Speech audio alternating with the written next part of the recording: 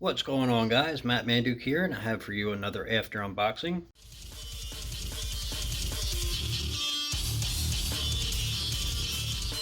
This after unboxing is of the Mavic 2 Zoom, and if you give me a second, I'll turn the camera around so you can check it out. So what you're looking at here is the basic thing. Now, I didn't actually bring the charger cord with me, so that's the one thing that it comes with that I don't have with me, and that's because, well, I got a full battery, or just about. I have enough to fly if I could fly, but it's too windy outside. As you can see, the trees blowing around. And so, like, anything over 10 mile an hour, I don't fly. And that's because, well, I lost my last drone, and that was a DJI Spark. And then I upgraded to this.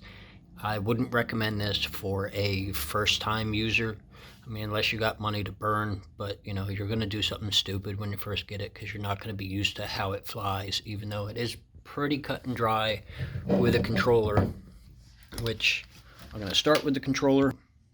One thing I'm going to mention about this controller is that unlike the Spark and the previous generations of Mavics, the thumbsticks actually come out so that you can easier pack it away and not have to worry about damaging these if you like tuck it into a bag or something.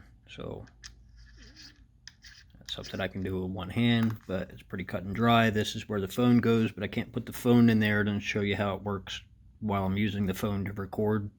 I don't know what that USB is actually for because I don't use it, but it's got this wire on the side, and this wire, well, plugs in. It's like a straight, it is like a flat micro.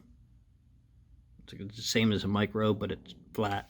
And then it comes with different wires. So like me, I use USB-C, so it has a USB-C, so it plugs directly in your phone, unlike the Wi-Fi setup that the Spark had and previous drones had.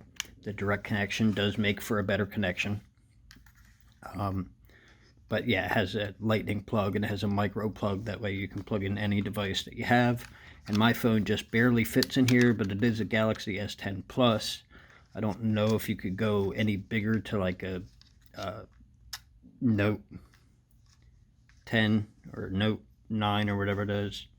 But yeah, so that's as wide as it gets. But I mean, the phone does fit in there pretty well, and I have to take it out of the case because it doesn't fit in the grabbers with the case on it. But other than that, I mean, it's cut and dry. You use thumbsticks. It does have, because it's a zoom, it has two rolling things, one on each side. One is to change the pitch of the camera, and the other, like, they're all going to have that, but this one changes the zoom. Well, you can switch it any way you want, but it changes the zoom, and you can see, you know, there's a camera button, there's a video button, there's a power button, and that's a programmable button. It also has two programmable buttons on the bottom to do a handful of different things, because there's a bunch of macros that the drone can actually do. Then I'm going to get into the drone, which is, well, as you can see here, I don't know if I can fully unfold it with one hand, but we'll find out. I like the way it packs up. It makes it very easy for me to actually keep it in a ditty bag, and it fits. And that's, you know, how I carry it around. But the original Mavic also folded up this way. The Spark did not fold up like this. It does have a USB-C plug built into it, and it takes up to a 64 megabyte card, records in 4K at 60 frames a second, which is how I produce all my videos. Actually, I think my YouTube videos are 30 frames a second, but 60 frames allows me to slow it down if I want to. And I like that the guard for the gimbal, this thing is actually made, like, when you start it up, it'll straighten that, but I'm not going to start it up because, like, I can't fly without the phone, and I need the phone to record. But I like that the guard for the gimbal for travel was made to be put back on, which is something that previous versions were not, and then you could damage the camera and the gimbal. It's covered in sensors, and it tells you like when you're close to anything, anywhere. And generally, because I have the zoom, I fly way higher than I need to, and I zoom in to get into things. Because if I'm out of my own view, then I get nervous. And so at 200 feet up, I'm not nervous about hitting any trees, but I can be if the terrain is sporadic. And it's where I got in California, which you can definitely check out all my drone flights on this channel. And I have ones from the Spark, so you can see a difference between the Mavic and the Spark.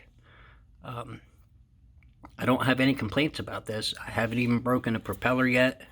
I did break propellers on the Spark when I first got it. It does come with an extra set of propellers. And I haven't even broken a propeller in all the traveling and shuffling around that I do. Because, I live in a truck, and that's always shaking, and, I keep it in bags, and it hasn't been a problem yet. And I move into different rental cars when I go on my trips. My next trip, I will definitely fly there, but I hope to fly a few more times before there, now that I figured out the charging situation that I needed in the truck that doesn't have an inverter. But there you have it. Nothing broken on it. I've had it for almost a year now, and I have at least 24 flights on YouTube where you can see the footage that it puts out.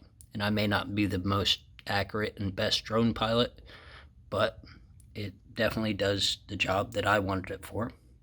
So anyway, guys, if you enjoyed this and you want to see my other after unboxing and used reviews, you can check out that playlist there. Or if you want to see my drone flights, you can check out that playlist there. As always, guys, I want to thank you for watching. I wouldn't do this without you, and I'll see all my friends in my next video.